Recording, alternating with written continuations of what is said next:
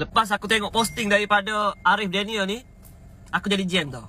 Aku jadi jam. Rasa macam tak boleh nak fikir aku ni.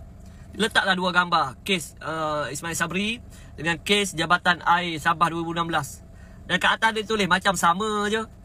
Sama dari segi apa? Aku faham lah. Sama tu dia cuba nak masukkan daripada segi duit.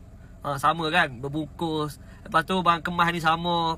Sebab letak dalam kotak color merah macam ni. Itu maksud dia sama. Sekarang ni aku nak tanya. Kamu expect macam mana? Kamu expect dulu rampasan yang kes Jabatan Air ni, duit ni petak. So, untuk kes Ismail Sabri ni kamu expect macam mana? Duit ni bulat ke macam mana? Lepas tu barang kemas. Kotak barang kemas warna merah.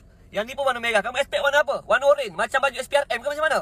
Kadang-kadang tu mereka menunjukkan nilai kewalaunan mereka itu dengan cara yang sangat tak masuk akal tau.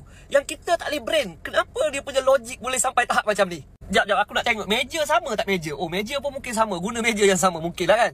Aduh, penat. Penat lah yang walau ni. Nak layan logik dia. Tapi yang lebih mengecewakan aku tu, bila aku buka ruangan komen ni, 1,700 komen ni rata-rata, ada yang sampai kata PMX, kantoi dan sebagainya. Oh, lepas, sebab tu lah Ismail Sabri ni relax je.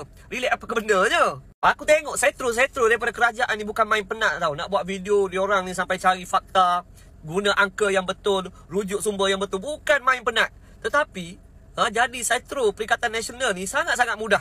Guna dua gambar macam ni, kata benda ni hampir sama, mata wang nampak macam sama, dah jadi okey dah. Dah dipercayai dah. Ui, mudah betul kan orang ni. Tapi tak apalah, kita redha je lah kan. Kita redha sebab apa? Kalau tak ada yang macam ni, tak adalah hiburan buat kita, okey? Assalamualaikum. Ciao.